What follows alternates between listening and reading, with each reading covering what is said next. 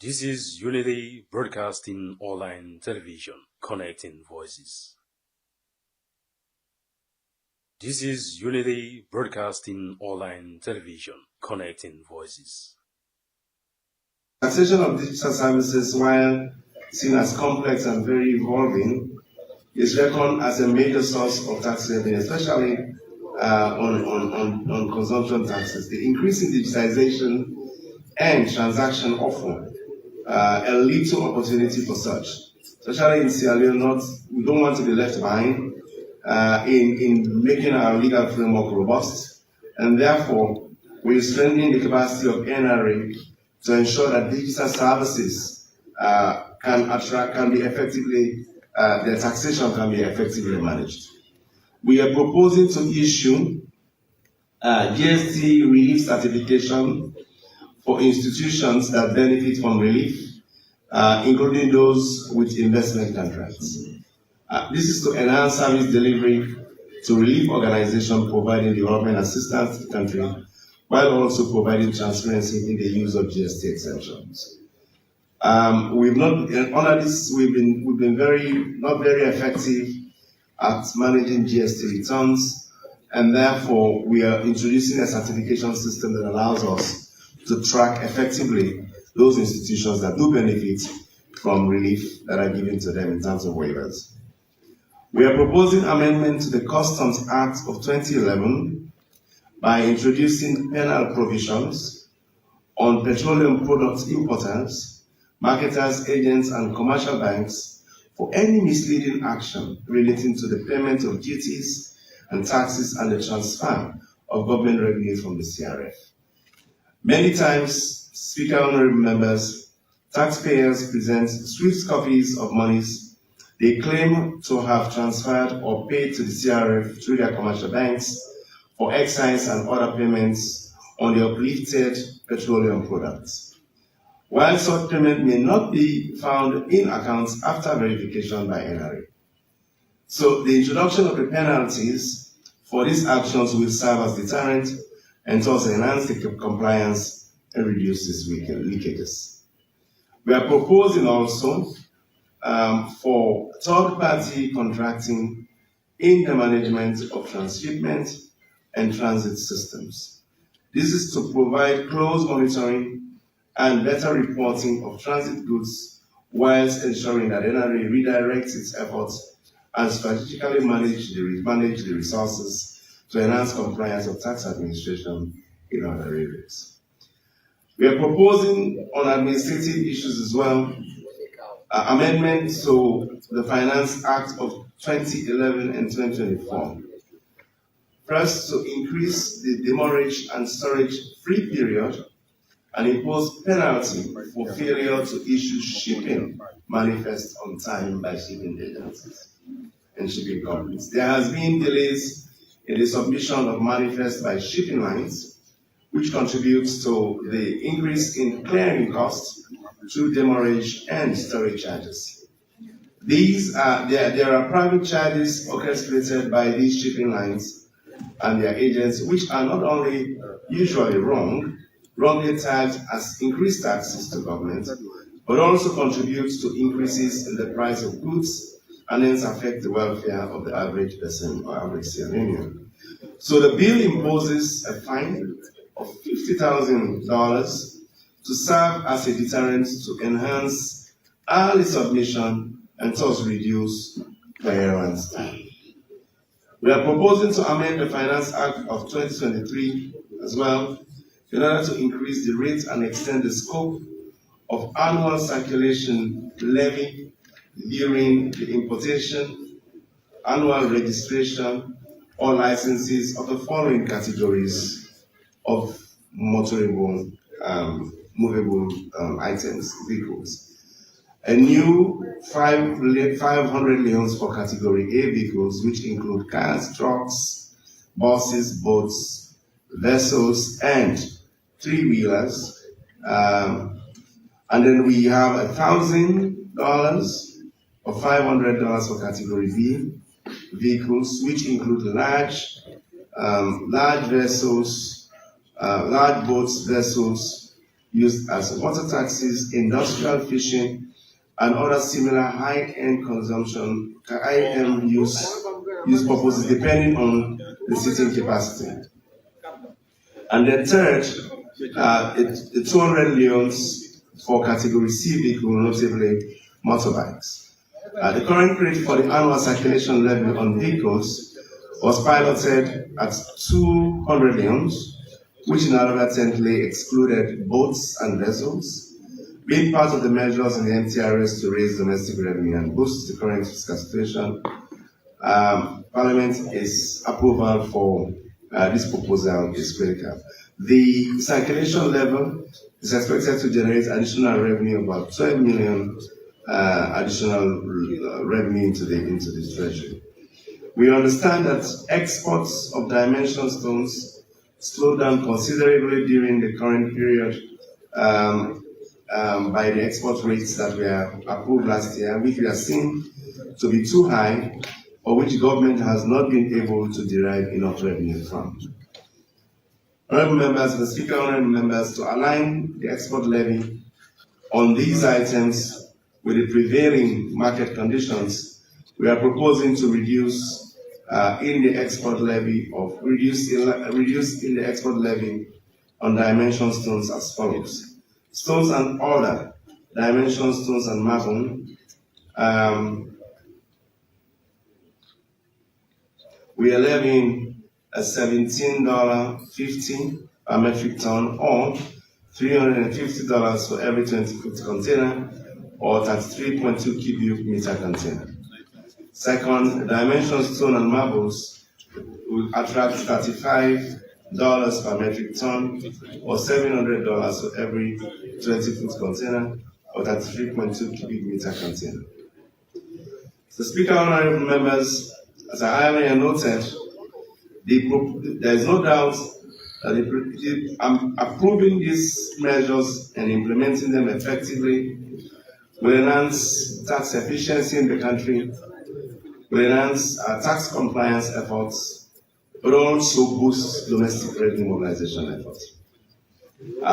It is critical that these measures are enacted because they will also contribute to us mobilizing resources on our commitments we have with our international partners, especially for those that we have with the Fund, IMF, World Bank, EU.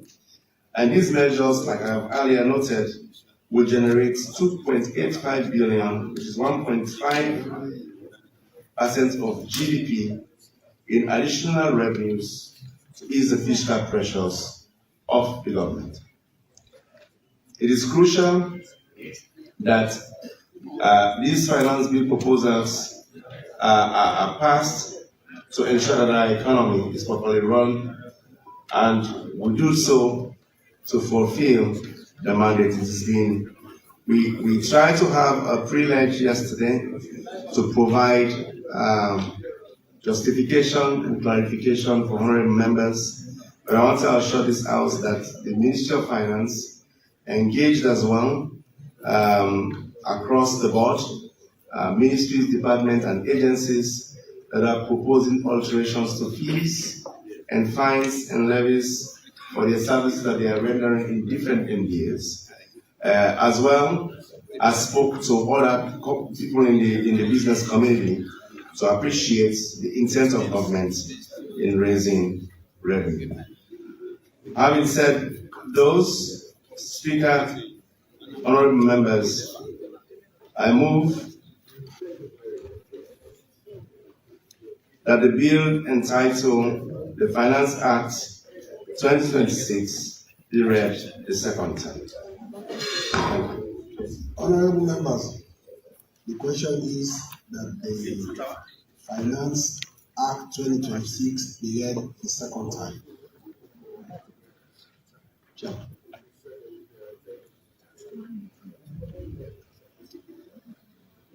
Thank you very much, Mr. Speaker.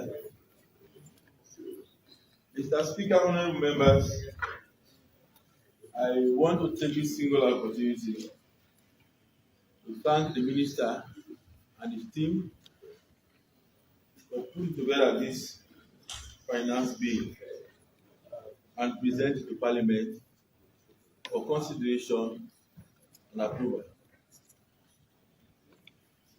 Mr. Speaker, honorable members, the situation of government normally, in an analogy, will appear to look like a father-children relationship, which is a natural relationship, and that of government and the citizenry relationship, which could be contractual. Because in all of this, the people, the citizenry, expect government to provide services for them. And so are the children equally in home. Since you are the father, you are the head of the home, they expect you to provide them with their basic welfare.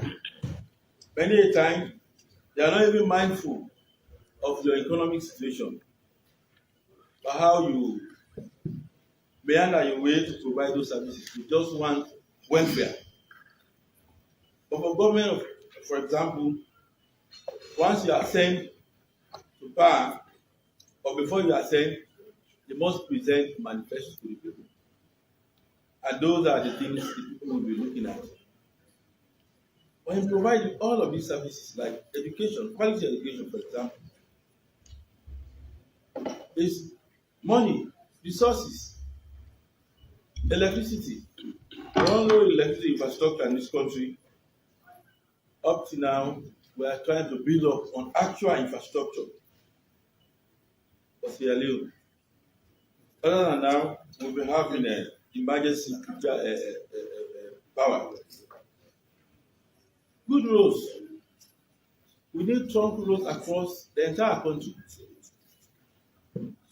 In Kenya, for example, government has done much more. We need much more to be done. We have trunk roads, for example, like the one leading from Kenema to Zimi. The people of Mauma have met government severally and they've discussed the government with regard to that road. I can remember vividly before the war, that was the road they used to fly to Liberia. And so other major roads in the district. And so there are other districts. Buoyant economy, the bread and butter is all of these people expect government to provide. But government cannot provide all of this without resources, without money. And even where government have to rely on partners, there are times you have the donor fatigue, certainly. You have to do your own part of it. You have to collect the required revenue. The minister was talking about 2.85 billion. If all of this is, if approved and properly administered, this will be the amount government will collect in 2026. And that will be a huge amount of money that will push it the run of this country to a very high extent. And so this is the reason why the finance agencies will have been presented to Parliament. And MPs were taken to room 1 yesterday, and a privilege of done. As the people's representatives,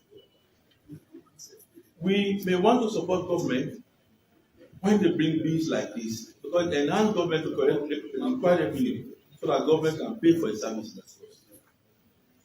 Equally, we may wish to see that some of these alteration in positions are not too adverse to the population.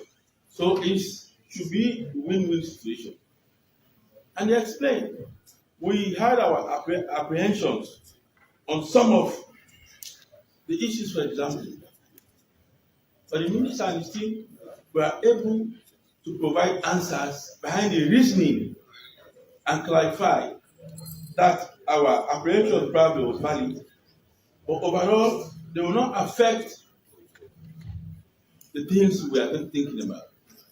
Because they will go further, we will now have pricing formula in most of the areas. For example, in the petroleum sector, we have pricing formula. There is a target. That is what the price of petroleum product will be. and no dealer will sell above those prices. Rice, I think there's a pricing formula, and we've all seen the price of rice has dropped drastically, and it has dropped to the barest minimum, and like people can now afford. And even building materials, I believe iron, iron rod, and cement have pricing formula now. So in other words, the Ministry of Finance is coordinating and collaborating with the Ministry of Trade to ensure that all of these happen. So whatever minimal imposition that has been brought back, for example, like the 10 euro on the cement, which was there before, which because of many reasons was removed, will not affect the overall price. So we are happy to hear that yesterday. Another concerns, because without which it will be difficult for government to raise the required revenue, to support the budget, to provide services, to pay salaries, to pay end of service benefits to people when they shall retire. So all of these and a whole lot put in this bill for our consideration. And also, government tend to protect some of these infant manufacturing industries, as the minister already mentioned, and imposing some tariffs and taxes on the same goods people produce here, which will be imported, so that they can be protected. And all of these are enumerated in this bill. And government equally is in charge of the protection of lives and property. We all know that some people are in the habit of consuming tobacco-related goods, for example, cigarettes, shisha, and others. Government thought it necessary, the Minister of Finance thought it necessary in this bill, to impose some tariff on the importation of tobacco, so that those who are consuming tobacco, cigarettes, can either minimize, or there will be a situation where they will be unable to pay for those goods, so that they can stop their consumption. So overall, the government is very responsive to the Ministry of Finance to ensure that all of these are put in the finance bill for the consideration of this House. A whole lot is being enumerated, but I believe when we shall have come to the committee stage, we have to look at it page by page, line by line, so that we'll debate and see whether we agree with them or not. But above all, I believe we had a discussion yesterday, and it was frank, they were fruitful, and I strongly believe we had the clarifications behind the ratification, behind the reasoning, and the purposes for which they were brought. Mr. Speaker, honorable members, overall, I believe the finance bill presented to this House 2026 is here for the consideration of this House.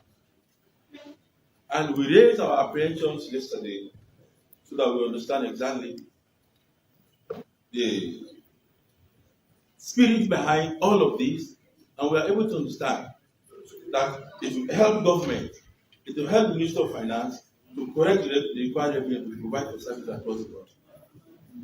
So we debate, of course, and when we come to the committee stage, we now look at the issues closely, we scrutinize them, and eventually I believe we pass them.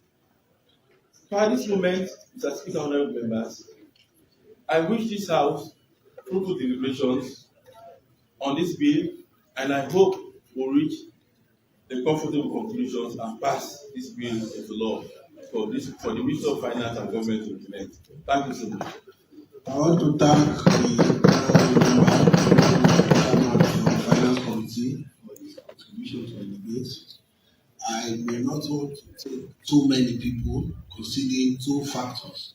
One, the finance bill is the first phase of the national budget.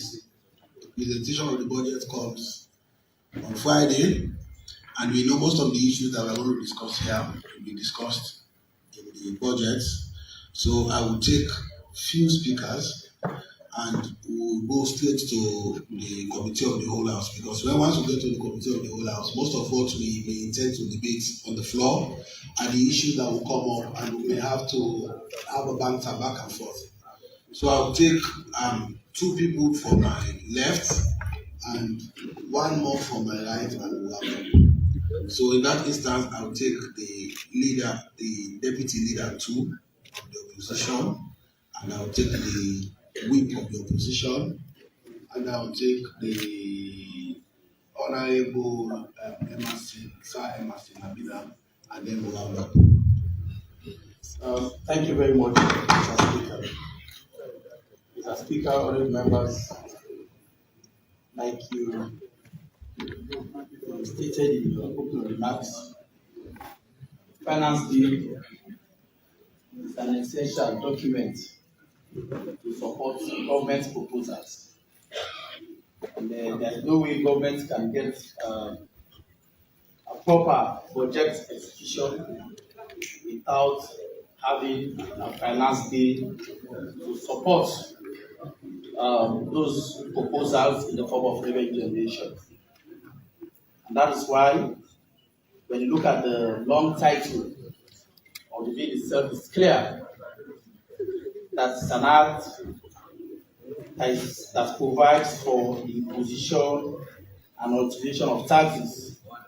And that has been the practice. We all know that all over the world, the most reliable means that government use to generate revenue to support its activities, aside grants and loans, taxes. So on that note, Mr. Speaker, we believe that government has to function. And for government to function, and for government to continue to deliver services, it has to raise revenue. And that is why each time the finance bill is before us, we always want to make it better so that government gets the required resources to run the affairs of the state, whilst it places emphasis on the protection of ordinary man and woman. Mr. Speaker, honourable members, much was said yesterday about revenue challenges, but sometimes we mostly allude to the fact, or mostly arrogate this perception that NRA is not doing so much lately. When you look at the realities on the ground, there are a lot of factors that are contributing to the performance of NRA, which are some are largely attributed to the government and Parliament as well. We have outsourced or privatized most revenue streams which government is to generate so much resources for. We all know what happens in the work permit and resident permit. For God's sake, this is not an international document. What I accept to be a work permit or resident permit is admissible. I can even come and say this white paper is a work permit. Why do I need to outsource it to a private player or to a private investor just for me to lose revenue or to go into revenue sharing of 50%? You lose 50% of revenue which you are supposed to get only, and yet you have left that component of revenue to private players.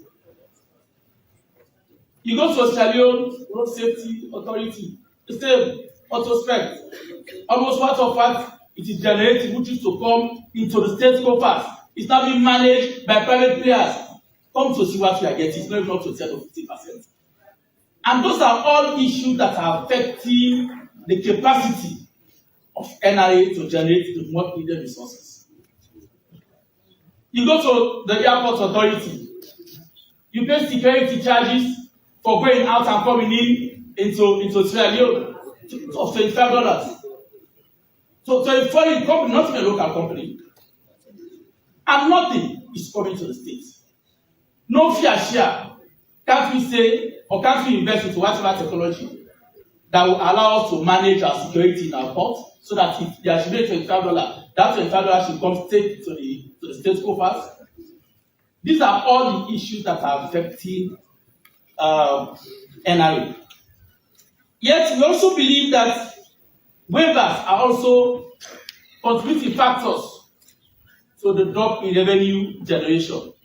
Just in 2020, according to the bank report, it's disclosed that government lost around 3.6 billion loans in tax waivers, which is very, very huge. And as of that year, that 6.3 contributes about 35% of the total domestic revenue generation in that year. It's quite huge. Imagine if you are losing 35% to just waivers. And we approve agreements here with conditions. Government gives waivers, one, because it takes the condition as to the amount of investment people will come to invest. They will tell us in the next 5 years they will invest $20 billion. But when last did this parliament or maybe finance or whatever actually call these investors to only track and see whether what they bring to this house is actually being invested within the lifespan that they are showing this house for? That has been a challenge. They will use lofty amount just to lure us to believe that this is what they can bring in forex. We'll invest $20 million or $50 million, and yet we give them all the breaks. We give them all the tax havens. Some of them might be invest up to $5 billion in 5 years, or even in 10 years, or whatsoever. But yet they are benefiting hugely from all the tax breaks or tax reliefs government is giving. And according to that report, what is appalling, Mr. Speaker, is that of the 366 million which NRA disclosed in 2024 as tax arrears, almost around 248 million, which accounts for 74%, accounts for taxes which are supposed to have been paid by these exempt entities of investors. They benefit from tax waivers, but there are tax operators that they are not exempted from. They are supposed to pay.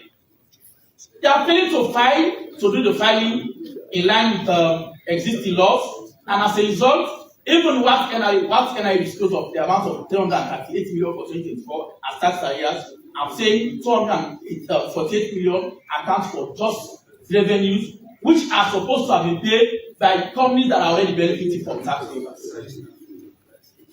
So I think these are some of the issues we have to look into. I also want to believe that the issues of daily reconciliation of our revenue is key if we should maximize revenue generation. We often say that we have been so much revenue leakages. What a particular importer is supposed to pay is different from what is being paid into our account.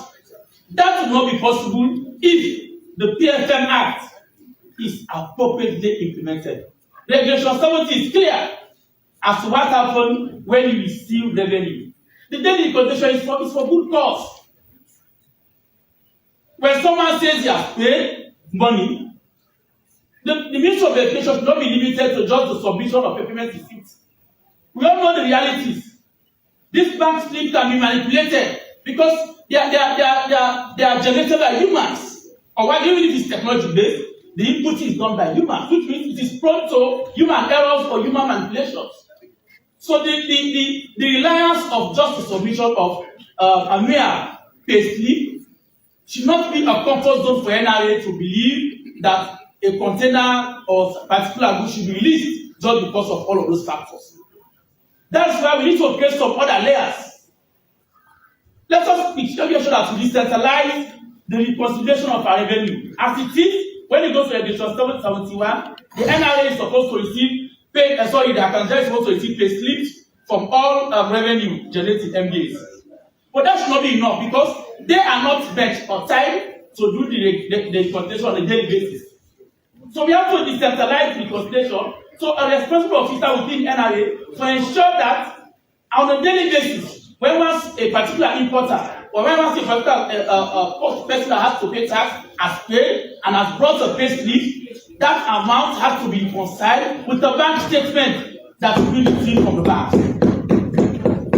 And Mr. Speaker, the laws are very clear. When you go to Regulation 48.5, I want to read that one. That there is, in existence, there is not even a clear lacuna here. The law makes provision for almost all what I'm saying. What has been lacking is implementation. When you look at Regulation 48.5, it says, the BSL and other banks shall inform the AG, the CG, both controllers of all tax transaction payments that have been received in the designated account and transmit the payment slip identifying the payer details, the purpose of payment, and the amount received on a daily basis. The question is, have we been care enough to really make sure that the banks adhere to this provision? I'm sure it's no. And the banks submit, as stated in this regulation 48, that on a daily basis, they must submit all of what they receive in government revenue to the CG, to the AG, and other functions. And then if the condition is done in line with those statements that are received, we can even say within 48 hours because of convenience. So that after that, there has to be a certification to make sure that whatever we certify actually is into account. When that one is done, I'm sure we could maximize so much, because I believe that government is losing up to, it's not something verified, but the reality is, because of most of these human windows, created windows, government is losing not below 30 to 40% of its revenue. So it's a wrong answer, because people are failing to do what they are supposed to do. And Mr. Speaker, honorable members, I want to again commend the Ministry of Finance, because it made a proposal for the submission of manifest to be within 7 days. That is good for business, because we all know what demurrage is doing in our business sector. But what I want to submit that the ministry needs to also consider, yes, it says in section 29, also clause 29, that a shipping agent shall submit the electronic manifest 7 days before the arrival of the vessel. Good. But what in a situation whereby the manifest is received, but no action is done? We'll go back to square one. So let's have a clause to make sure that we put some responsibility on the NRA officer that receives this manifest, that within maybe 48 hours or within 2 or 72 hours, this manifest must have been processed. So by the time the content of the consignment comes, everything is ready. But if you just have it and then you get a punitive measure for failure to submit, and then you not indicate anything for failure to process, I'm sure that is some amount of biasness in implementation.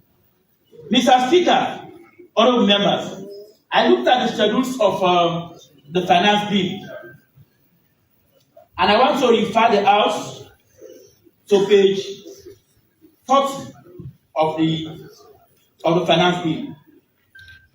Mr. Speaker, when you look at Schedule 5 of the finance bill, it says that the ministry is proposing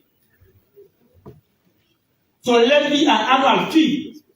I do not know whether this is a new arrangement altogether, because what I used to know is that each time an MDA proposes increase in any fees or levy, it will indicate what it is to collect and what it's proposing to be collected.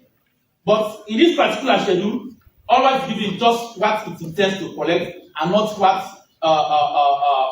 is being collected before now. So I think, except otherwise, by the way it's written here, is a new levy altogether.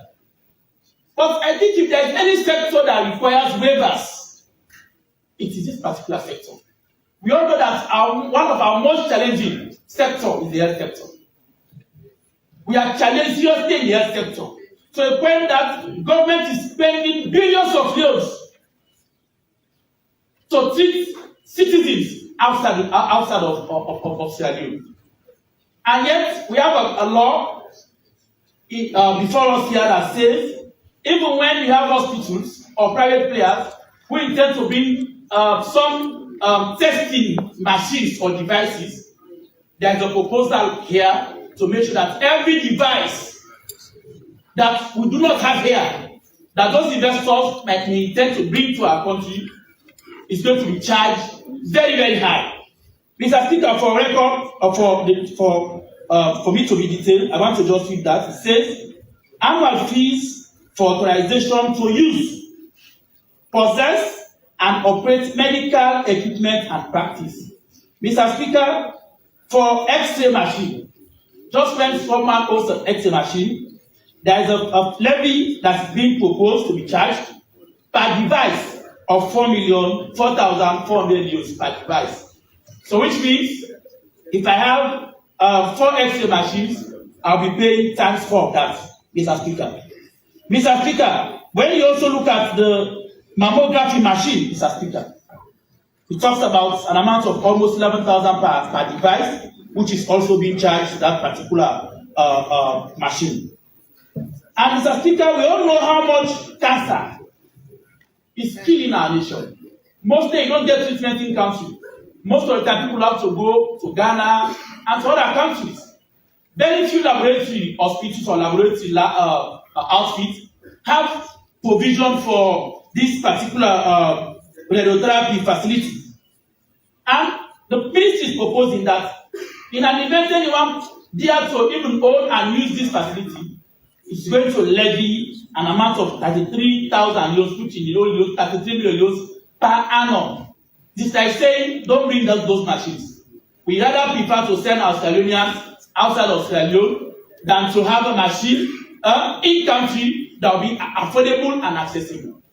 And I'm sure the minister of the city, because most of the time, these are outfits that are coming from those MBAs. They just bring them into the finance bill so that they generate revenue or whatsoever. But I think this one has to be looked into. Mr. Speaker, when you also go to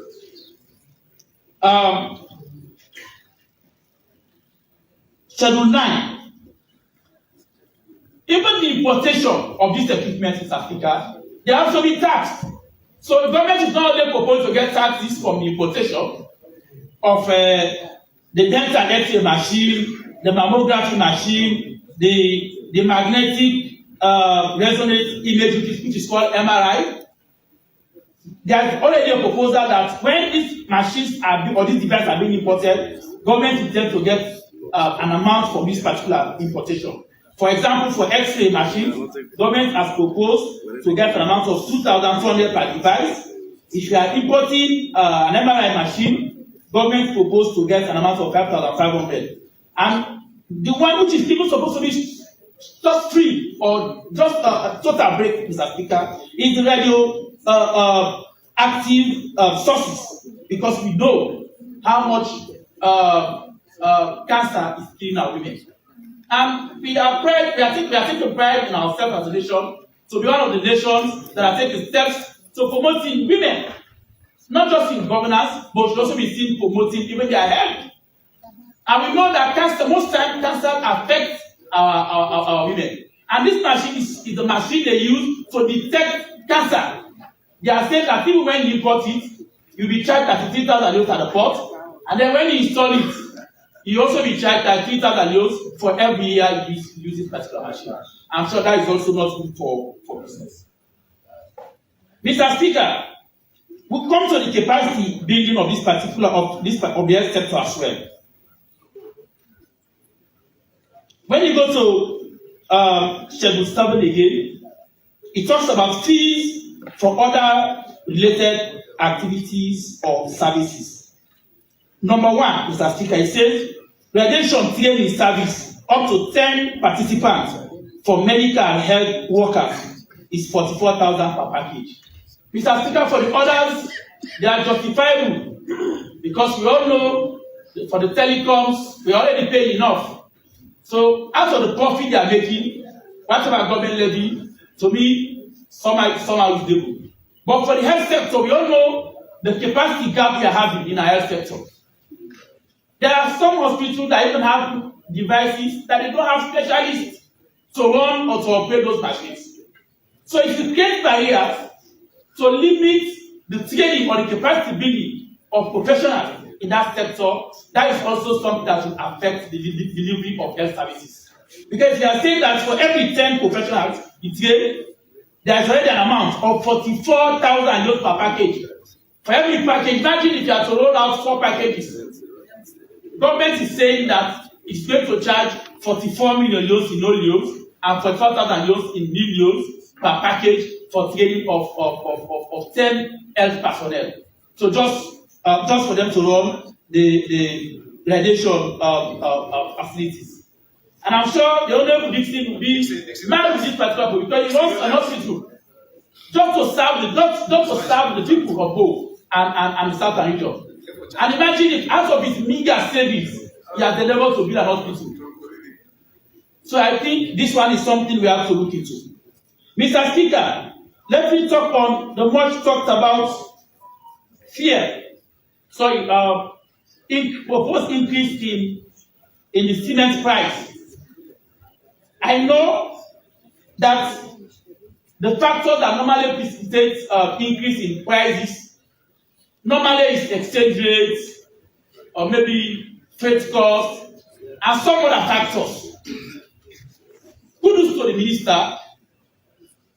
It is both on record that the exchange rate has been very much relatively stable over time, and I believe that has affected to some extent the price of basic goods and services.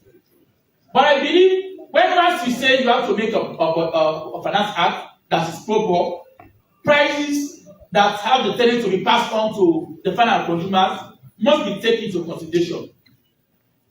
In Sierra Leone today, cement is no longer a luxury commodity. It's not a necessity commodity, Mr. Speaker.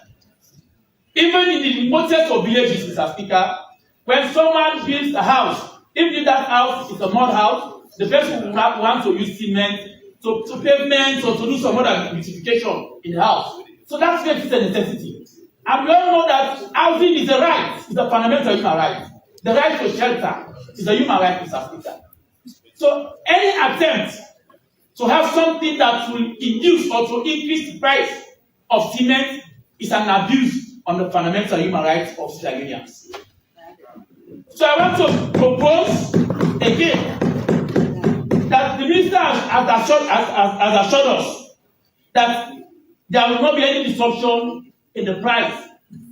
We are yet to see, but we hope that there will not be an increase for the introduction of 10,000 euros in the cost of a bag of cement will not affect the price of the per bag that is being sold to our ordinary Sierra because thus we know what our business normally do. When you add 10 euros, naturally, Mr. Speaker, it's an heaven for them. They will add something extra just so that they can profit supernormally, Mr. Speaker. And that is something we have to also look into. Mr. Speaker, the issue of fear is also something that we also need to look into. He has assured us that just like it happened during the tax for rice, you know, we are very much apprehensive as to how the effect of that particular tax will be like. But on the rivers, it led to some amount of reduction in the price of a bag of rice due to the introduction of the pricing formula. And that's why I want to support the chairman of finance that some of these basic goods, you don't even need to have it in the Finance Act. If you know that there has been some stability in the exchange, which is true, and there has been some stability in the price of plants globally, which is also true, and there has been an amount of stability in even the freight cost, which is also true. Naturally, the government was given also to make sure that the price of basic litre, also the price per litre was sold at an affordable cost. Government was given some portion of the tax just so that prices were maintained. If government wants to reintroduce tax now to make sure it gets its full dues due to this factor that are not stable, I think this one can be better done through the introduction of the pricing formula, whereby we have the prices to still be maintained. So again, as opposition, we want to again submit that we have seen the increases, Mr. Speaker, from the submissions the minister made yesterday. He made proposal for the kerosene. It was 0.8 cents before this bill, and now it is proposing that it wants to get 2 euros per litre for fuel, which of course in percentage is going to be like 150% increase in the government levy. Then for petrol, it is 2.8. It was 2.8. The ministry is proposing $5 and 5 euros. Well, all of those ones with all the increases granted, but all we are saying, we hope and believe that these increases will not lead to an increase in the prices of the price of the price per litre, which we all know the effect that when a litre of price goes up, everything in the market that goes up.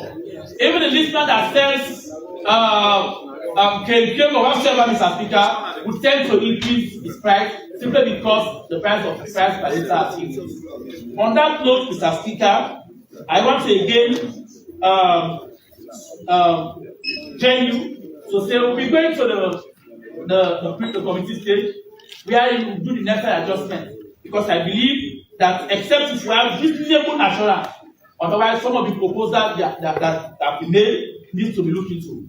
Of course, even the area of the excise tax for the custom tariff for tomato paste and the like, those are also factors we need to look into. Much as we have to protect local industry, which is globally should be what government should do, very much do. But we have to look at the local production capacity. For eggs, it is clear. When you go to the provinces now, there are a whole lot of poultry, which means we know now that the capacity of egg production has increased. But why the assurance that the capacity of tomato production has increased? That is questionable.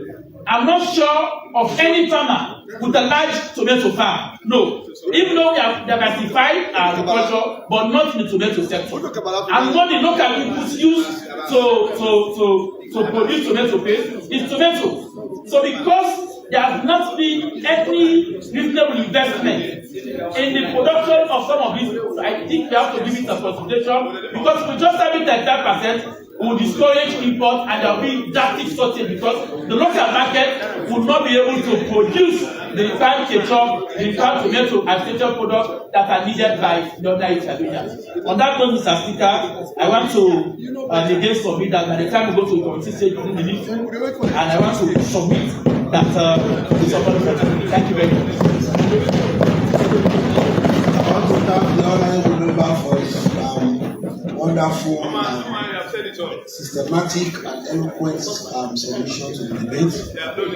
I would only want to advise the honorable member that sometime 2 years ago, this House ratified an agreement for 5-star food. A company that presented a proposal to this House to set up a tomato production line, tomato and Maggi production line. So my belief is, in the last 2 years, the Ministry of Finance and the Ministry of Trade have been working together, and they've concluded that their capacity is sufficient to meet whatever gap that will be created in the prevention of additional importation. Because if you look at the records, if you go to the data, the CJC are going to recognize, let me stop at this point and recognize the Commissioner General of NIA, Madam Jennifer J.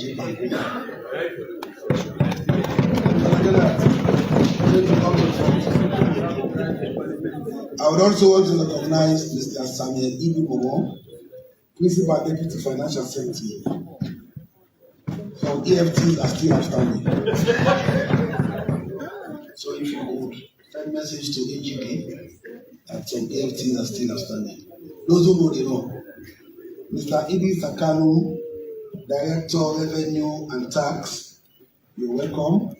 Mr. Bele, Deputy Director Revenue and Tax, Ministry of Finance, you're welcome. Mohamed A. Salisu, Revenue and Tax Policy, Ministry of Finance. Yama I. Kouma, my own sister, Director of Intellectual Property. I've known her for a very long time, and knew her first when she was attending service.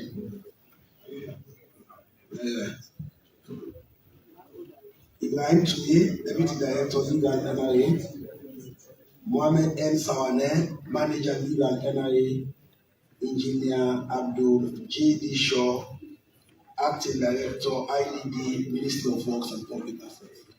So, honorable member, I hope and believe that the harmonization of the tariff, the ECOWAS common tariff, is an incentive. I've also seen an incentive in the Excise Act that I'm going to suggest that has to do with plywood.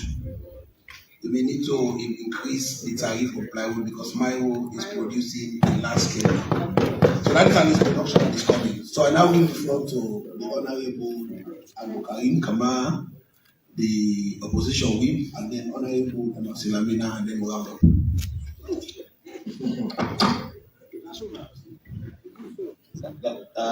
Mr. Speaker,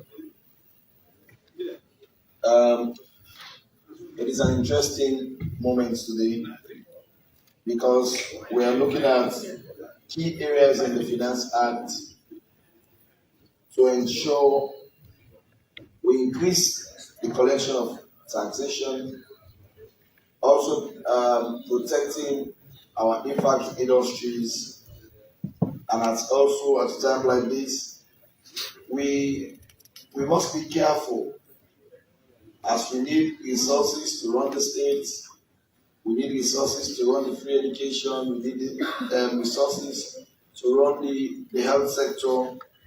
But some of these resources we need, we must also ensure we don't have a situation where we affect the livelihood of the people on a daily basis. Mr. Speaker, let me start with the issue of Standards Bureau. Just like the speaker before me said, there are certain key institutions of the state that are supposed to be generating revenue for the state. Mr. Minister, I believe if much needed resources is put into Standards Bureau, the idea of privatizing it would not be a good venture for our state. Not every institution we must give away just because the institution is not working. We must be able to study what is affecting the institution, what we need to do best as a government, and how do we need to bring them up to speed to get the needed revenue in those institutions. Mr. Speaker, I must agree with the Minister of Finance on area of the taxation on solar. You see, for all those who say anything, I know what to do. But that is good because it is helping us to have clean energy. And this, okay.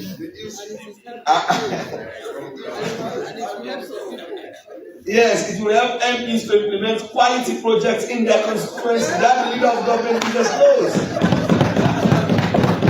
We have very dark communities, and with solar, we can help the market areas, the school communities, and we know what we do as MPs. So, Mr. Minister, I must say that's a good one for us. Are you partners?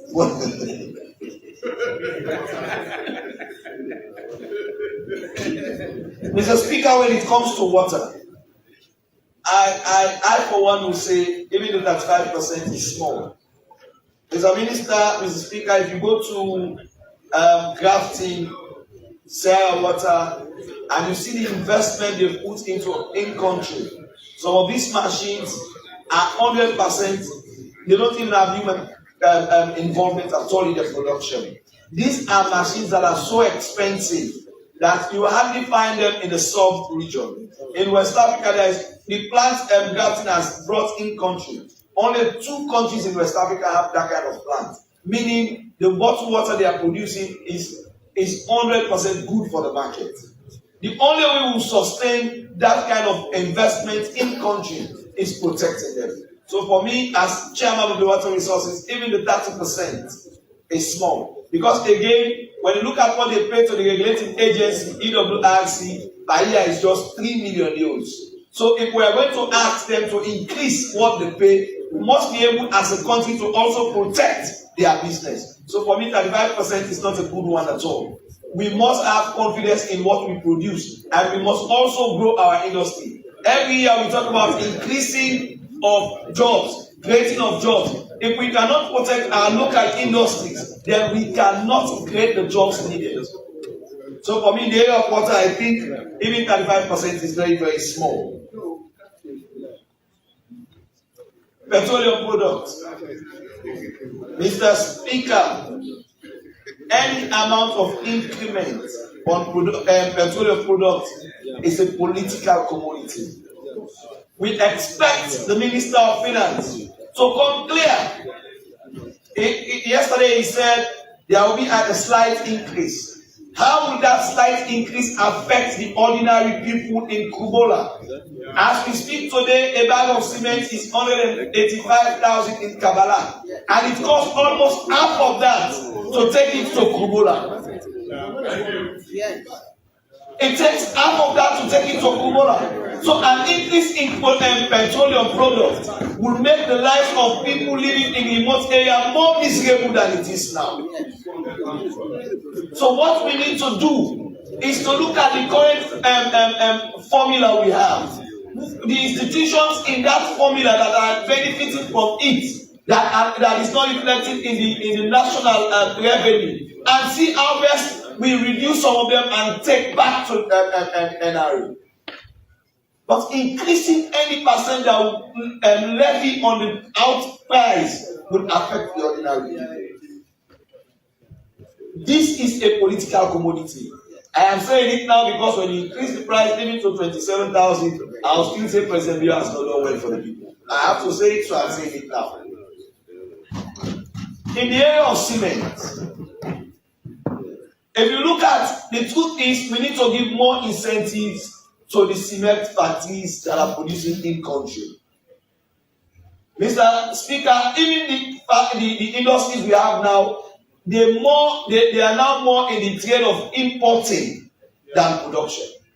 Because they will tell you the production cost is so high, and those who are importing, what they pay is more encouraging that it is better for me to import than to employ. I have to pay NRA for the factory. I have to pay electricity bill. I have to pay water bill. I have to employ cleaners. I have to employ security. Let me go and import, and I sell direct to the market. And that's exactly the problem we are having. So it means we also need to study. It's not just adding the tax, which will be another burden on the people, but it's also understanding what the current constraint of the local industry is facing. I remember almost 2 years now, I've not seen Leosem in Kambia State. Almost all the cement we use now is imported. And again, my worry about that, which might be technical for the engineers to tell us, most of the cement we use that are imported are not made for our own climate. What's the EPA doing to tell us this cement that is coming? What is the guarantee to weather our own system in country? So, but the 10,000 we are proposing per bag, currently in Gambia it is sold at 185,000. Taking that to Kupuna will cost like almost 222,000, transportation included. So if we are going to do anything, let us maintain the current situation, have a pricing formula where government will still have their tax without affecting the ordinary people. Again, it's a mistake for us to think cement is a luxury good. No, it is not.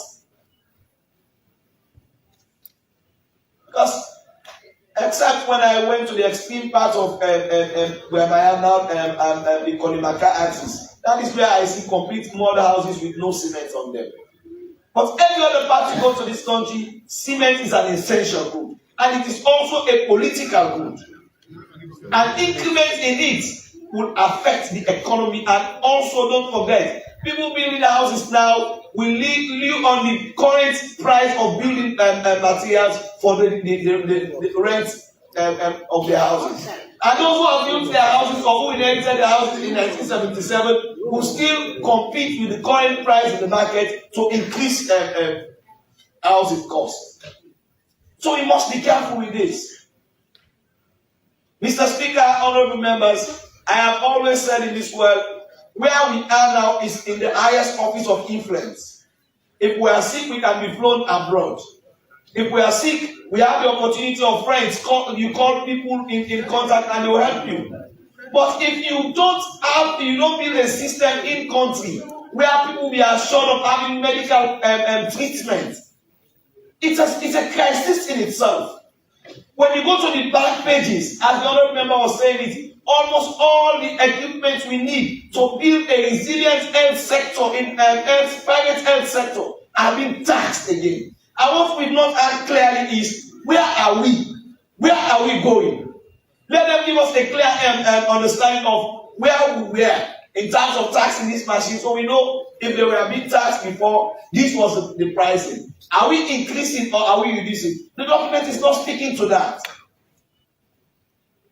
I must also thank the Minister of Finance. Now in the petroleum industry, we have a ceiling. But that also needs to be reflected in the mobile communication sector. Mr. Speaker, in the mobile sector, we only say we come down to have a ceiling. And a floor price are not a ceiling. We should do it the other way as to encourage competition as it is done in the fuel market.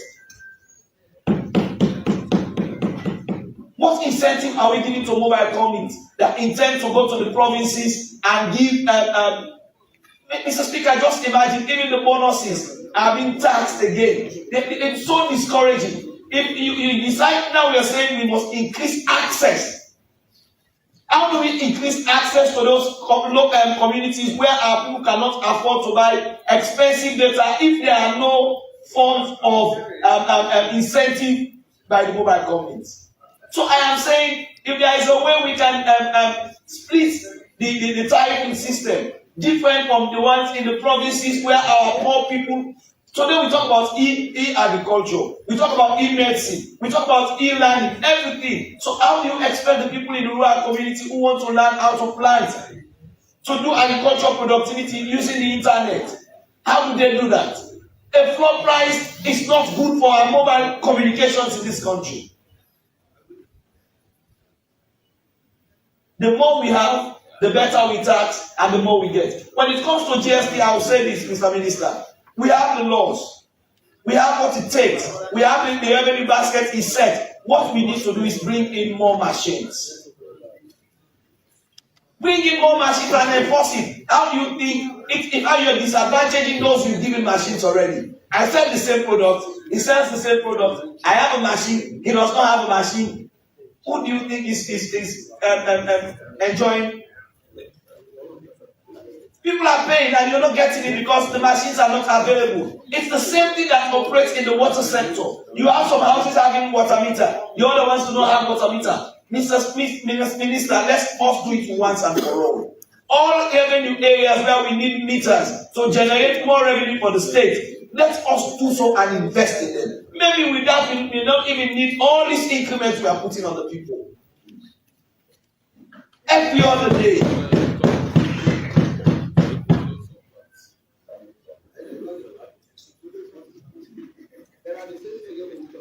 You know, when I turn there, I see Gambia. When I turn here, I see Gambia. So I speak Gambian.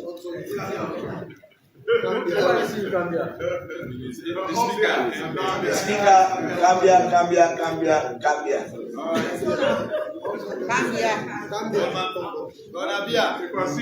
I enjoyed yesterday when the minister was saying we want a situation where we're going to have a policy of hands off our money. The transactional rate between within the tax rate base is worrisome. We must reduce the hands on our money because if we deal with that, I am sure we'll have an increment in taxation. Because all the cases I have followed in the NIA saga, whether it's corruption, where monies are not being paid to the bank, where wrong monies are being paid, it's because of the human influence, the human touch on our money.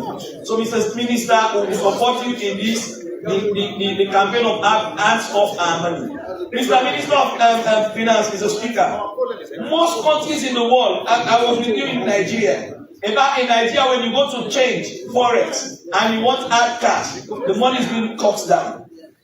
I think the minister and the Bank of Salon need to engage members of parliament. This couple in which we reduce the liquidity of the loans in the market. We have means of transfers. We have means of transactional without cash. It's good for the security and also it's good for the state. We brought in the machines. No much sensitization is done. I doubt how many MPs even know the machines are in country. What Bank of Salon has done to this, because every other year we print the loans. Every other year the loans. This is also responsible for this inflation we've had with every other year. Much cash in the market. We print depreciation. We print in here out. We pay printing monies all over the place. Let's reduce the cash printing. I am sure as we are going for holidays now, MPs can engage their constituents and educate them on the importance of that. As I conclude,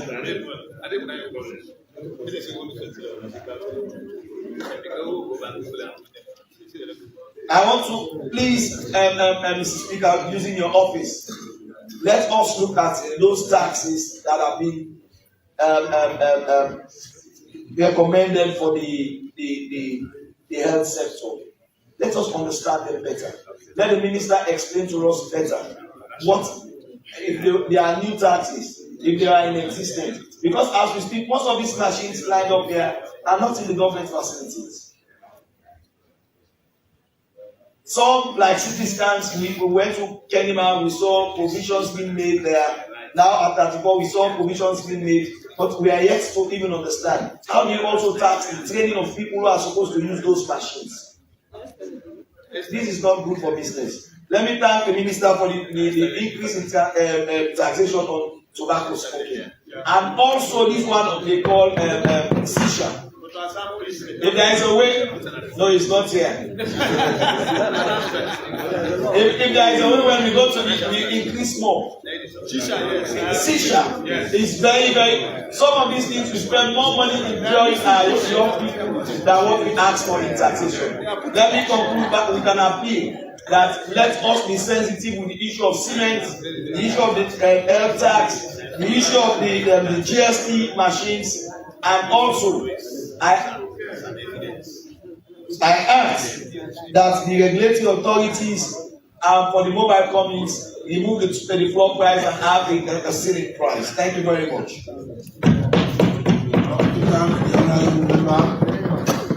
And I take due note to several recommendations that I've had on the floor, particularly so from the last two speakers.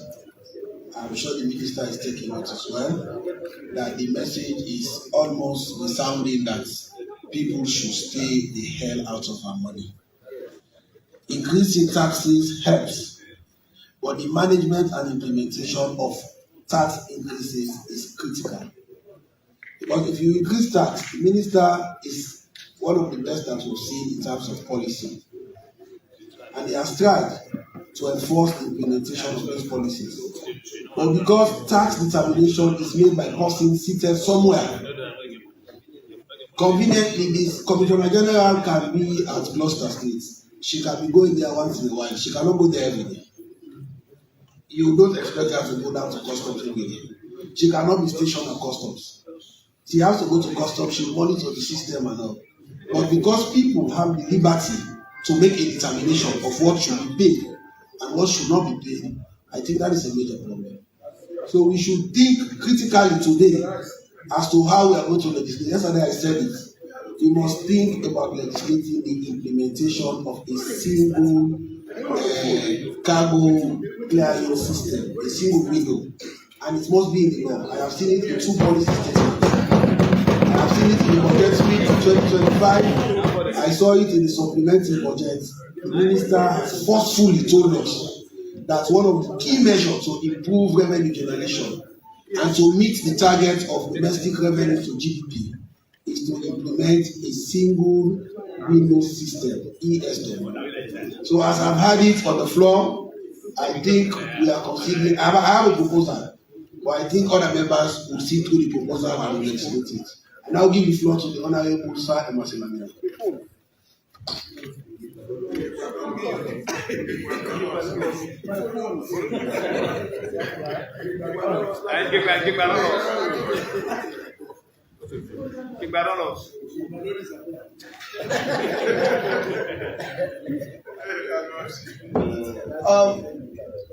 I'm a trained and qualified teacher. I can speak 5 hours without consulting data.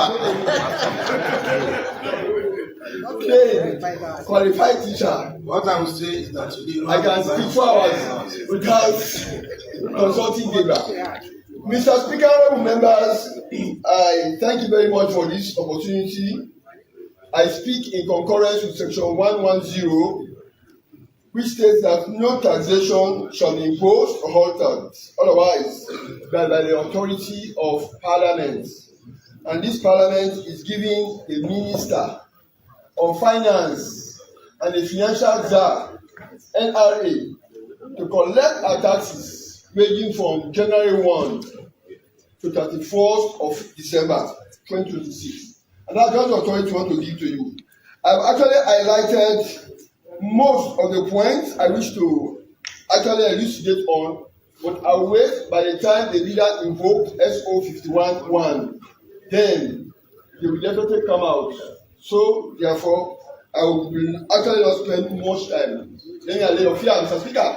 Not much time. Mr. Where is the data? The data is here. I can speak to the data. Where is the data?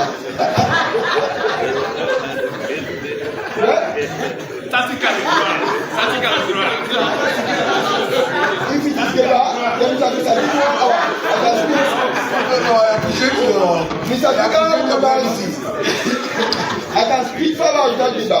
Mr. Speaker, members, I want to allude to the deputy opposition leader too, to most of the points actually raised about waiver. Yesterday, I brought up the issue of RFF. I'm talking of illicit financial flow, money changing hands across borders. Most times, because the mining sector is so vulnerable, it happens through waiver.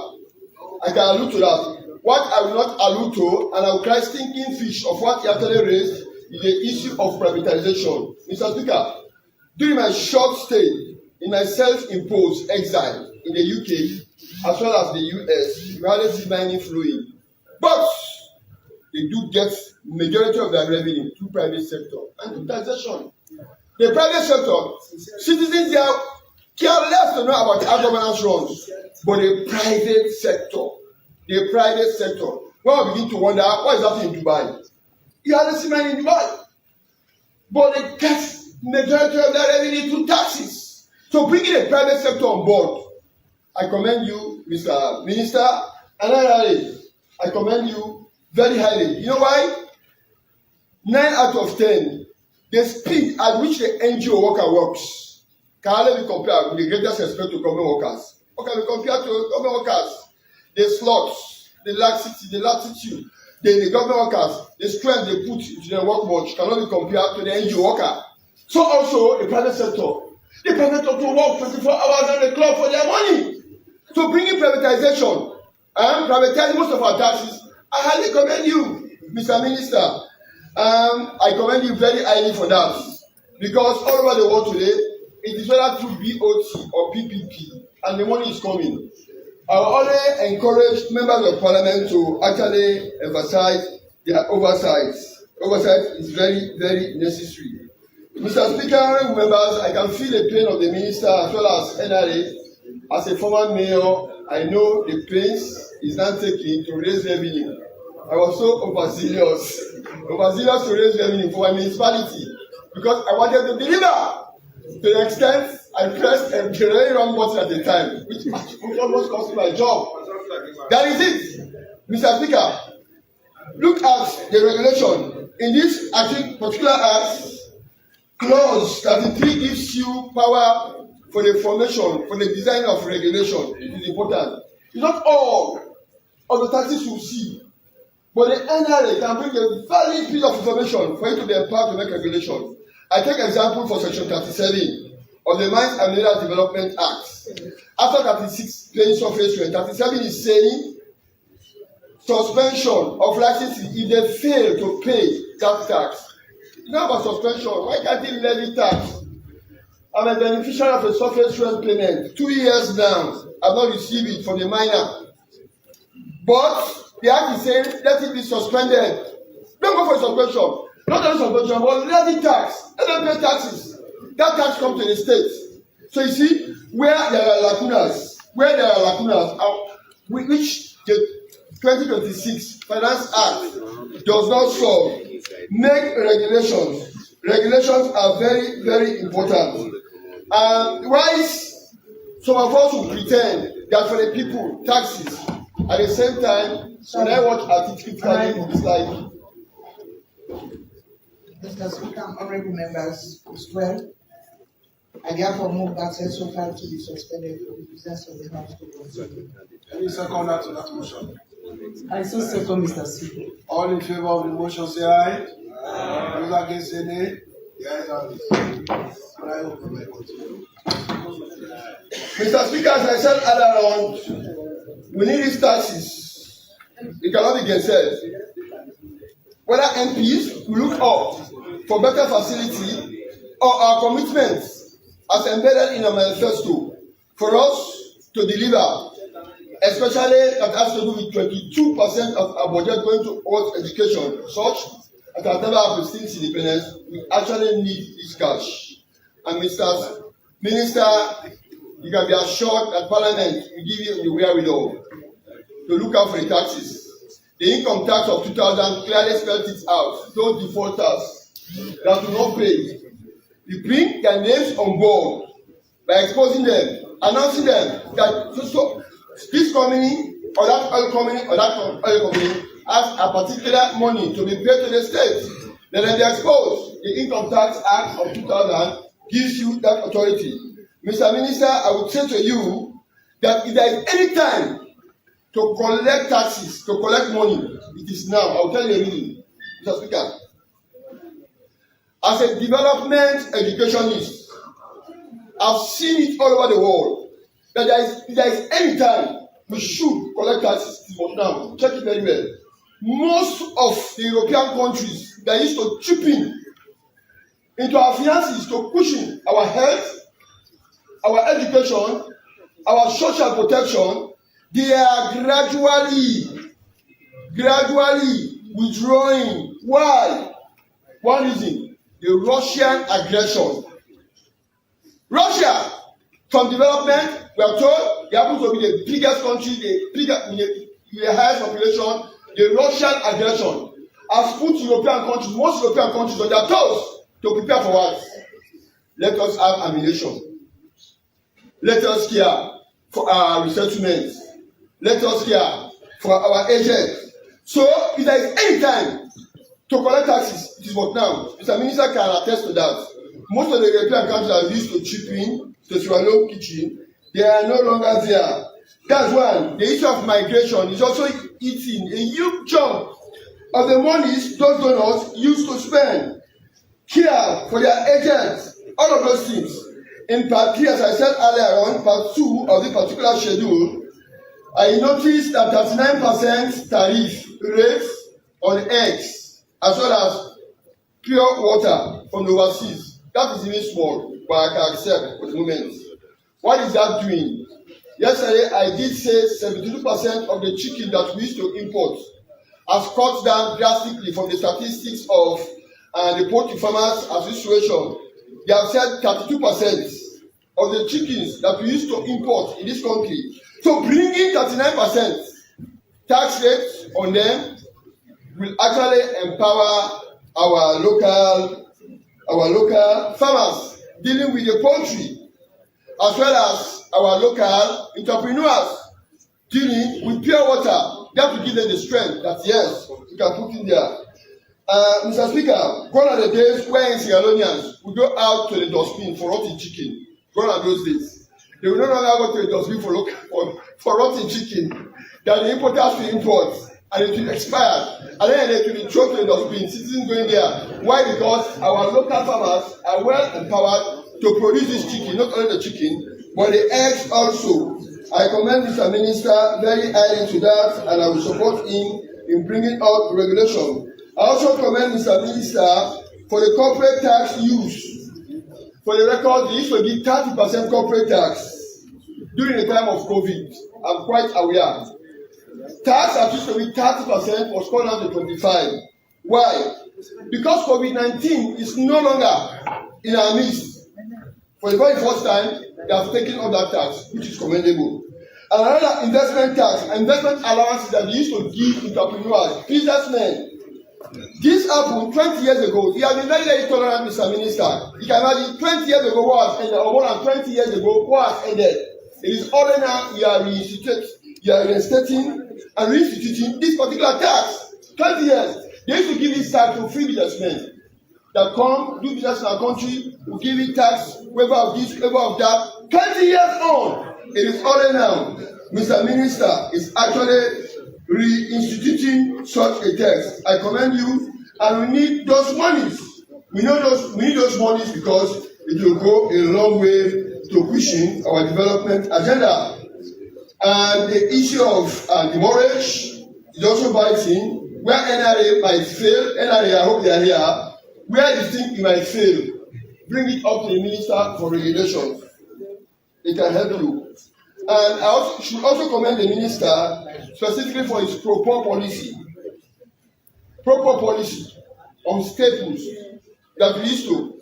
I'm now more than the age that God has told me I will live. God said I will live for 90 years. And I'm half of that. Because of his proper policy. Because of his proper policy, I've never seen a rice price rose as well as fell. It's in my eyesight until now. It could not have come by, but for his proper policy, you hardly see fuel price goes up and falls before the watchful eyes of Sierra Leonean. Why? Because of his proper policy. I should commend him for that. And I believe cement will not be a threat. For your information, by 2027, Leo Rock mining company will have started the production of steel. Consequently, the price of iron rod will definitely fall by the time Leo Rock starts its mass production of iron rod. From the record, Citrus Paribus, all things being equal. Yes, I will tell you that all things being equal. Leo Rock will start their production of steel leg.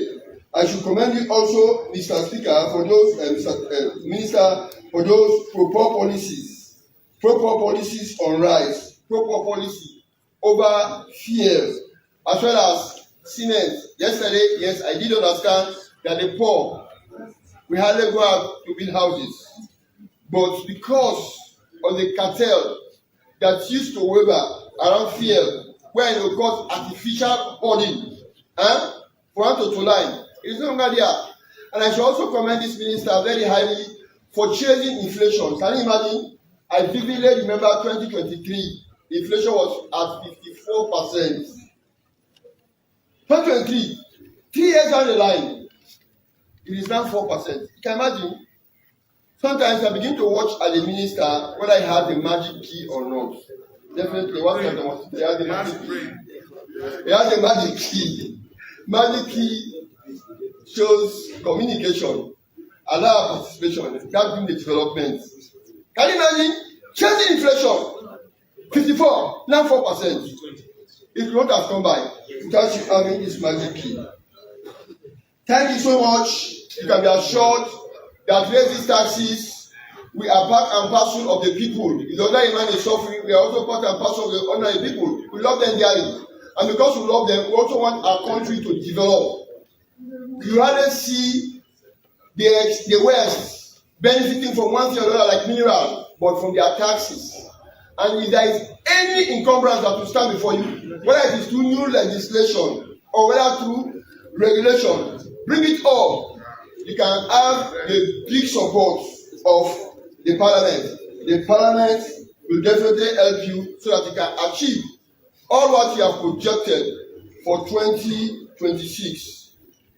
Gone are the days where in people, even though if they are interested in big salary or big allowances, yet they will say for the people, for the people. I call it crocodile tears. There is no room here for the crocodile tears. No one will cry crocodile tears here. If you see the way crocodile displays its tears, it is very wicked. Crocodile knows that human being is so precious. But yet, what is happening with this? Why are you talking about crocodile tears and we are pointing in a particular direction? I'm just demonstrating.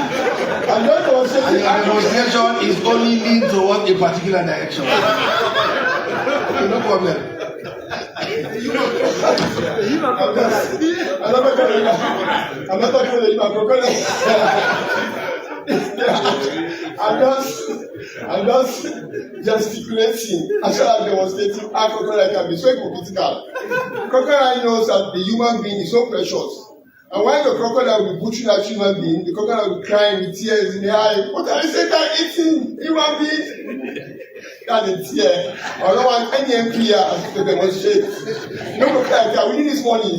And then they're looking for big allowance, big salary. Support our education, support our health. In my business show, we cannot divert from the taxes. We support voluntarily to raise the taxes. Mr. Speaker, honorable members, I urge that by the time we come to SO 51-1, let us cooperate with the ministry so that we can get all the money projected for 2026. Thank you very much. Thank you, honorable member. Though he has refused to acknowledge that he has lost his liver, but it shows clearly that his liver is not in his possession. I've told you earlier on that I can speak for 5 hours. So we are now rounding up this debate. I'll give the floor to the leader of the opposition. Another reverend. Thank you, Mr. Speaker. Year in, year out, we have struggled as a nation to generate revenue. Not only the SNPP government, we've had similar challenges even in the previous government. Revenue generation has been a very serious challenge. And if as a nation we cannot tackle it, then our future will be bleak. So today my debate is going to be very unusual. I am going to take you on an horizon of stage ideas and experiences, because the human mind ought sometimes to be diverted and it's on better to think it. So today I'm going to focus mainly on governance and see how state institutions can contribute to revenue generation. Mr. Speaker, from our Constitution, Chapter 2, Section 7, is conspicuous and very clear that the objective of the state specifically is to ensure one, effective management of natural resources, ensure the nation's wealth benefits the people, avoid exploitation or waste of natural resources, and promote transparency and accountability in their use of natural resources. So to me, as a state, we owe an obligation. Country like Sierra Leone should not be struggling for revenue generation. In fact, when you go to World Bank, the definition of good governance, according to the World Bank, it says good governance is defined as the manner in which power is exercised in the management of country's economy and resources for development. So if you cannot manage your resources, you cannot manage your economy, then you expose your citizens to poor and adverse conditions. So firstly, Mr. Speaker, let us hold accountable us, the political class. How do we manage the resources of our country? You cannot struggle to generate revenue in a country where you have gold. You should not struggle to generate revenue in a country where you have diamond. You should not struggle in a country where you have bauxite, in a country where you have marine resources, in a country where you have timber. We should not be struggling. In a country where we have iron ore, we are still struggling. Bauxite, thank you, sir. You name them. We are still struggling to generate revenue. We only depend on taxes. Taxes to make life more difficult for our citizens. And let me tell you, whenever you depend on taxes, those taxes are transferred to the end users. The people of this nation are going to be the people who at the end of the day pay for these taxes. So to me, we should focus on how we should structure governance system for the betterment of the suffering masses. Mr. Speaker, I say this because one, even in the collection of revenue, if you have weak enforcement, which is government's responsibility, it will affect revenue collection. If you have political interference, it will affect government revenue collection. If you have bad contracts or bad concessions, it will affect revenue collection. If you have corruption, it will affect revenue collection. Most of the times when we say corruption, we only focus on government. There are business entities who evade taxes just because they are connected to people in high places. They evade taxes. And these are all burdensome for our nation. Let me give you a typical example. Mr. Speaker, Botswana is doing extremely well in revenue mobilization. Why? They only have one of the over 7 minerals that we have. They only have diamond. And because it is transparently managed, they ensure that there are no political interference. They ensure that they do due diligence. At the end of the day, most of their revenue are from their natural resources. You see? So to us, we have to ensure as a nation, we stop this pattern of other people benefiting from our natural resources at the expense of government revenue drive, at the expense of government development drive, and at the expense of development of our nation. Since we discovered iron ore in Sierra Leone, if I could ask, none of us here know how much profit these people make when they export our iron ore out of Sierra Leone and when they sell it out. And when they come, they give pittance to us as a nation. And we begin to struggle again as to how we begin to impose taxes on our people so that government would have the requisite resources to run this nation. So to me, there should be some high level of diversification. We should not be tax reliant. We have more than enough. I have just given you an illustrative example of Botswana. They only have diamond. And out of the diamond, they are doing well in terms of their economy. Zambia, they only have copper, and they are exporting copper in a very large quantity. So with us, with all the minerals that I have stated, we ought not to be where we are today. We ought not to struggle. But now, let me just focus on some of the challenges that we have had, even when we are tax reliant, when we depend on revenue collection or by imposition of tax. Of course, I have gone through carefully this 2026 Finance Act, and I want to commend the minister and the ministry for the work they are doing, and similarly want to commend NRA for the revenue collection drive. But there are some sensitive issues that I would want us to take note of as a parliament.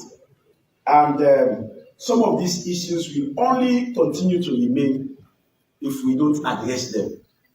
And one way to generate revenue is not only to broaden the tax base.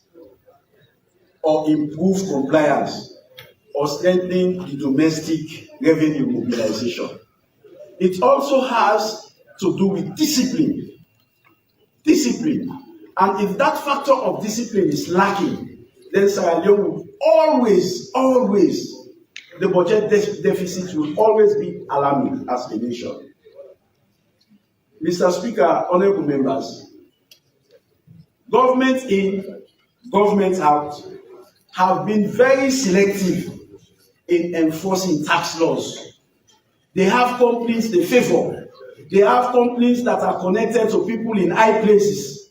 These companies evade taxes just by phone calls. They evade taxes. And if this continues, it will affect revenue generation. And most of these countries that these companies which evade taxes make a lot of profit at the expense of the ordinary Sierra Leonean. So what the business people are doing now is to ensure that they are connected to people in high places in governance, so that when they have their consignment, when they have their containers, they will have people to call, hey, let me get this SO2. Una left this, una left this. And that will affect revenue generation. It is not only happening now, it has been happening since the Popos and all above. And we have to put an halt to that, without which we will not develop as a nation. We'll go for taxes. It increases the burden on our people. It increases, cost, of items, of commodities, if we go for taxes. But if we are strict to compliance, if we are strict to ensuring that we eliminate tax evasion, then we will do good as a nation. And also, sir, we have politically engineered waivers. We have waivers of certain companies that the call will come direct for people in high authorities. Like I'm saying, it is with no intention to make this debate political.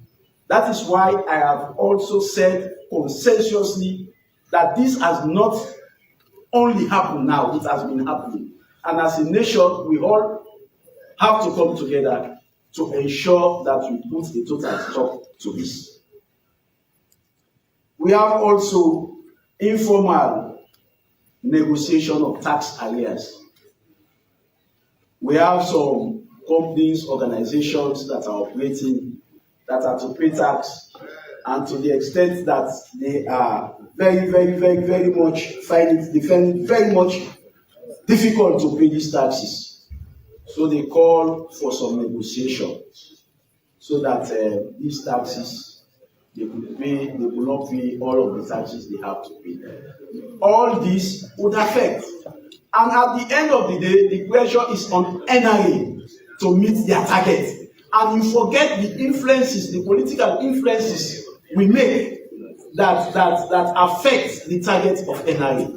So to me, us the politicians have to answer the work of NRA to ensure that they are effective in revenue generation.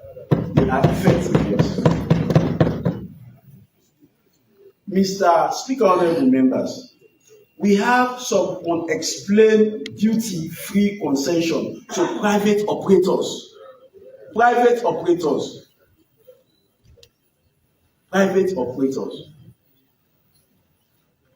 So to me, as a nation, I don't believe in, well, taxes are good, but I don't believe in excessive taxes. I believe in ensuring that we do due diligence as a nation. So to me, the too many duty-free import waivers, too many corporate tax suspension, too many GST exemption, too many concession specific rebates, all of these things should be looked at very carefully. Very carefully. Because these exemptions often have no measurable benefit to the ordinary masses. They have no measurable benefit to the state as a whole, because some of them are driven by political influences And when they continue, they collapse our tax base. Also, they favor politically connected businesses over tax compliant businesses.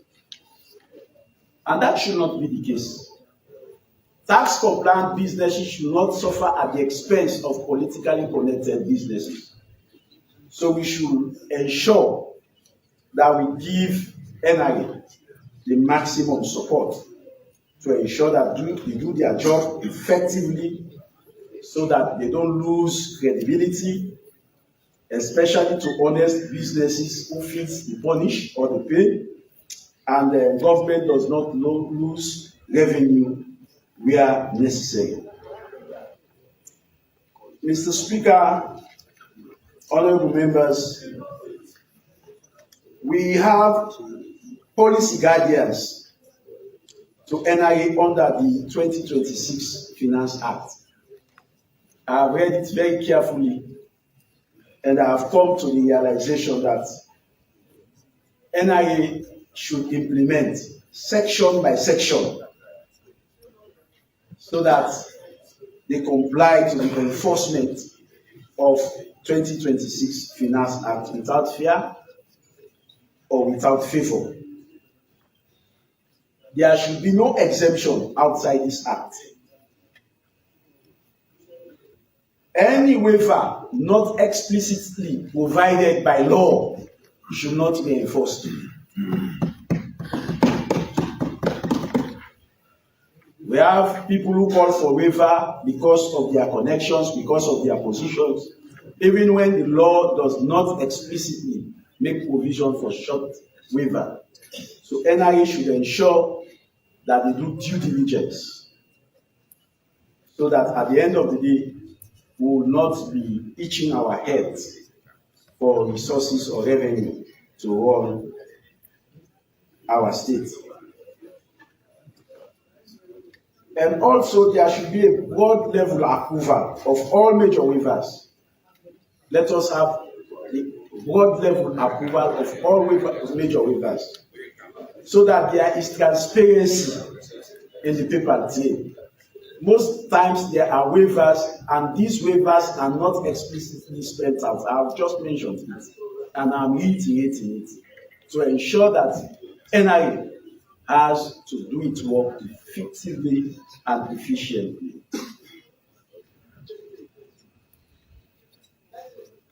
If we prioritize our work, especially in mining operators, fuel importers, construction companies, telecoms, shipping and logistic operations, then we'll be able to make a huge recovery.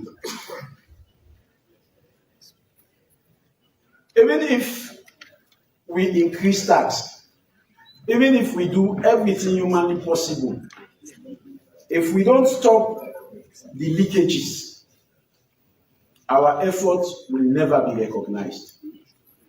We will still be struggling. Remember, in almost all finance acts, we have always increased taxes. But how has that affected the revenue mobilization? So we must ensure, to the best of our knowledge and to the best of our ability, that we do everything humanly possible not to interfere with the collection of taxes and how NIA exercise their discretion in line with the law as provided. We also have to enforce tax obligations on MDA. Government institutions must not remain exempted from tax enforcement. We should begin mandatory PAYE and GST deduction from all MDs. When I read the audit report, Mr. Speaker, there are MDs who got NACIT, also NACIT, even NACIT, for their staff and don't pay it to nurse it for them. They cut taxes also on procurement, and those taxes don't reflect on government accounts. It's evident. I just don't want to call names, but it's evident. Even withholding taxes, they cut it, but they don't remit the money into government coffer, and that is very, very worrisome. Mr. Speaker, honourable members, the Ministry of Finance include in the budgetary allocations to MD water payment for water rates, payment for electricity bill, and other payment. They include it in the budget of these MDs. But it will interest you to note that these MDs don't pay. They don't pay. They don't pay. They don't pay. No, it's worrisome as a nation. We cannot want the best for yes, we cannot want the best. Leader, former chairman at club. Say again. Former chairman at club. Former. I have seen current chairman clapping as well. But it's true. Go to electricity, go to the UBB. Mr. Minister, not this one.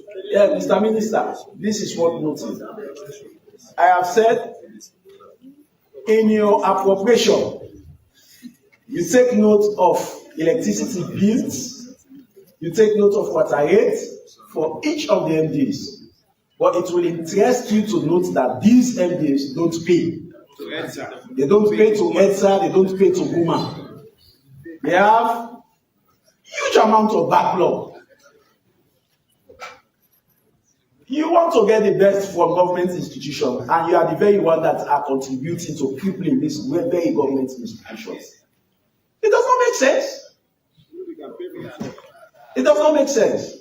So if we could suggest from this side, Mr. Minister, let us begin to pay from source. You cut it from their obligation and pay MP, pay EDSA. Exactly. The honourable leader, sorry, I don't mean to interrupt, but I think you need to emphasize the point. The point is clear that in section 54 of the PFM Act, it makes clear for the deduction of setup. So the ministry is at liberty to deduct and set off the liabilities owed to NRA by these MDs. So if any MDA is owing NRA, I think it's a matter between NRA and the ministry has obligation. The financial secretary is here. Mr. Speaker, for the implementation of the PFM Act. Mr. Speaker, it is also the role of Parliament. The PFM Act was passed by members of Parliament consensuously, and whenever an act has been passed by this Parliament, we should play an oversight role in ensuring that it is followed to the letter. So to me, it will be very good that there is an upfront deduction of electricity charges. Buma was here a couple of days ago, and you know how they are struggling with revenue generation. They are struggling. EDSA owe car power ship. EDSA owe the car power pole. They also owe EDSA. Yes. And EDSA also owes NRA in GST. So some of the things that we are grumbling about is within our circle. It's within our circle. It's within our circle. Until we address them, this nation will not move from where we are. We hope to address them. We hope to do that, Mr. Minister.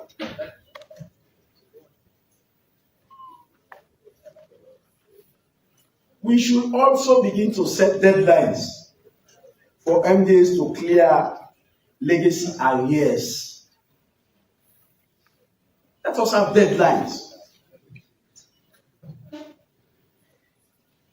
of those MDAs who have refused to pay either to NRA or to ETSA or to Buma, they face no consequences. No consequences. They are okay. They are okay. There has not been any penalty. And these areas keep to go on up year after year, year after year, year after year. And they are the very one, when they don't have their allocation, they will almost kill the Minister of Finance, forgetting that they are the one that are depriving the nation from its prerequisite revenue.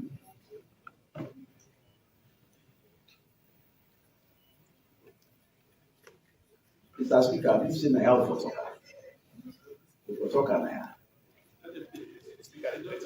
No. Speaker is at peace with me. No, fully. Yes.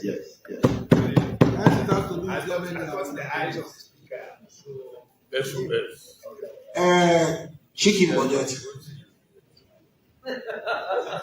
And we should go further, Mr. Speaker, we should go further to legislate in laws that will introduce sanction for non-compliant MDAs.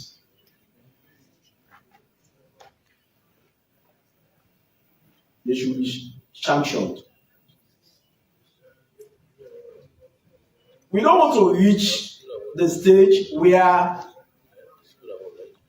ETSA will take electricity from UE building because they have not paid. Let us not reach that stage. Let us force the ministries, departments, and agencies in the UE building to pay. And we can do it the other way, just as I have advised the minister. And accordingly, I took note of the last sentence of your statement that you can do it the other way. And you are sitting in almost linear fashion yourself, the minister, and the leader of government business. You people know how you do it. You do it anyhow. So you can continue. What the matter? Probably I'm all right. That trying to some difficulties. It's the company that never was. No, never. He ran away. He didn't see the movie top. And as Parliament, we have an onus. We have a role to play. We should also be monitoring NIA. How? We should demand quarterly tax exemption audit from NIA. And that is lawful. It is lawful. So let us see the exemptions that they make, and see whether they are lawful or they are not lawful. And we will be able to question them, who called them, who authorized them.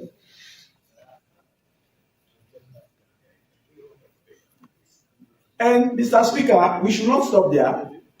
We should also periodically summon NIA leadership on compliance performance.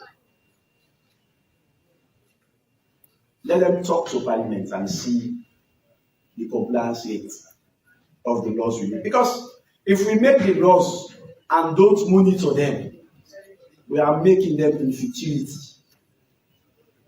And people will take advantage because of our negligence.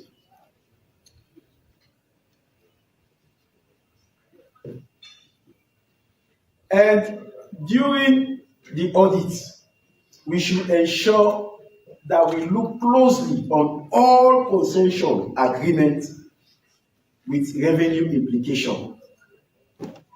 Any concession agreement that has a revenue implication, Parliament should look at it very carefully.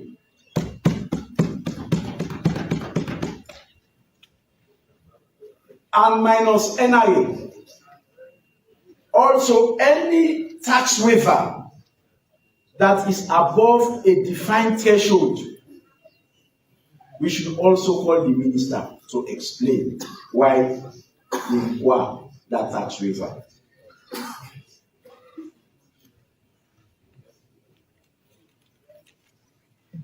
I am sure we are very proactive.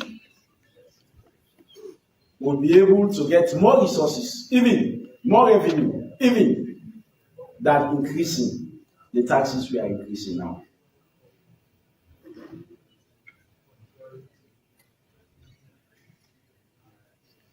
Mr. Speaker, like the Right Honorable Emerson Lamina, he's not even hearing me. Okay. All eyes and all ears. Okay. Thank you.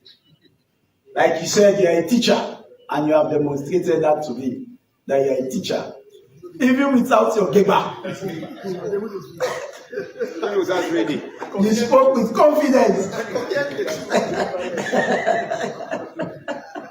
We don't doubt your ability. I only pray that the person who stole your geba will not steal it next time. I don't keep it there in the house. Mr. Speaker, that is what used to happen in the last parliament. Whenever you are discussing before the entrance of the speaker, be careful of SME PMPs who come to your desk. They will steal your paper.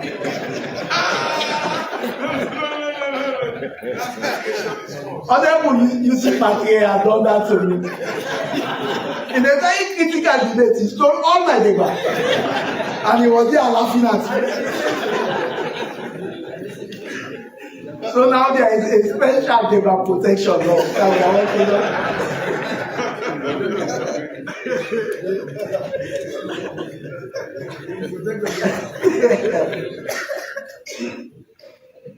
And I have looked at some of the increases made, especially on taxes, specifically in this 2026 Finance Act. And I want to just give a piece of advice on each of the increases made. Mr. Speaker, I know we are working with time, so I will not be long, I promise you. No, I will not be long. I will be very brief. So how many hours remaining? I'll be very brief.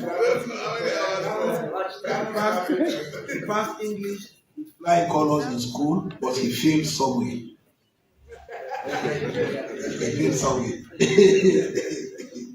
The problem is that engineers don't summarize, or everything they will collapse. We do it detail. Yes, I have noticed also that government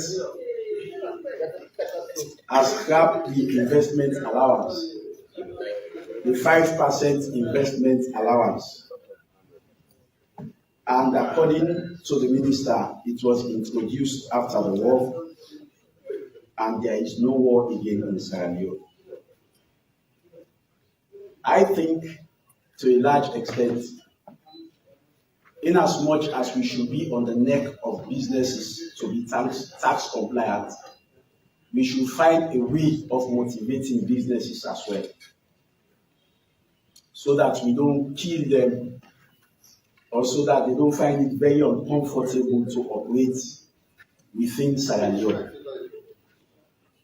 Over the period of time, even before he became Minister of Finance, and before she became the head of NIA, we've had a good number of businesses that are shut down because they think the country is not business friendly. So to me, removing the investment allowance at a time when we have high cost of energy, we have high cost of production, it will also demotivate businesses. It will discourage new investors, and it will suffocate existing ones. So as a nation, I want to advise that we do our level best to make our country very attractive to investors. If you go to Ghana, you go to Rwanda, You go to Kenya and even Guinea, they are doing well in terms of encouraging investors.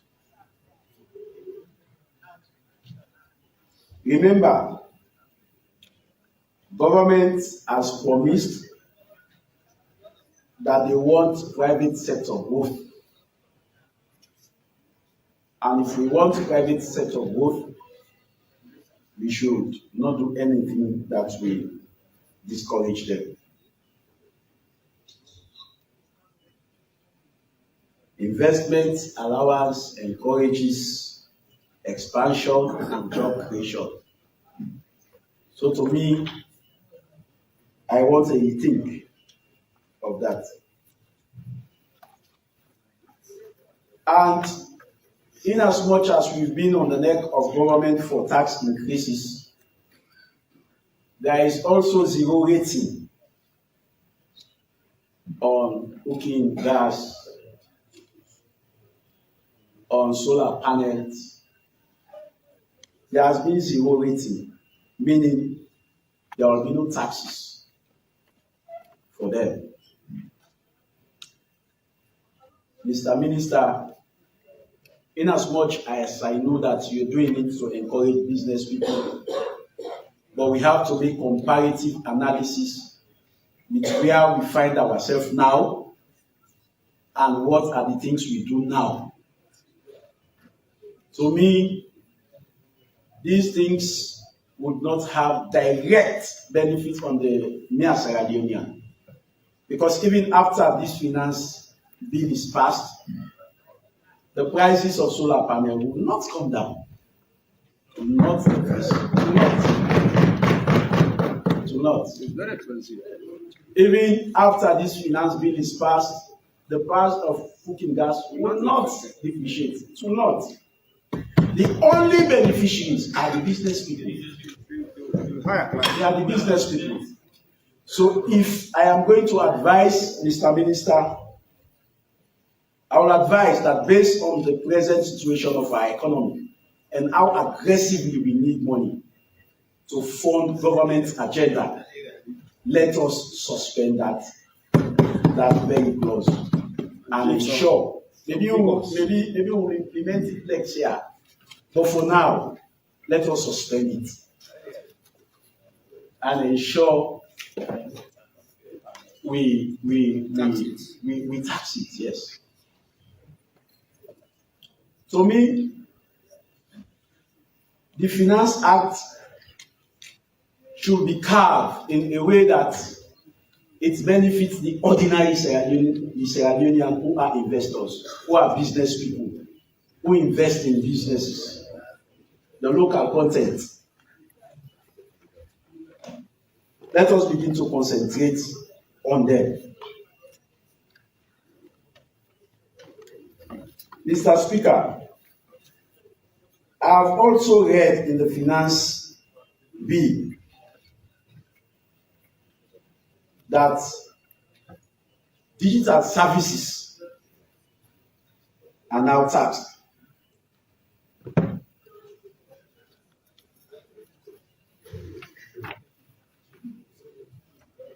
These taxes on digital services will have an effect on the cost of mobile internet as well. It will have an effect on all digital services. It will have an effect on online learning platforms. It will have an effect on e-commerce fees.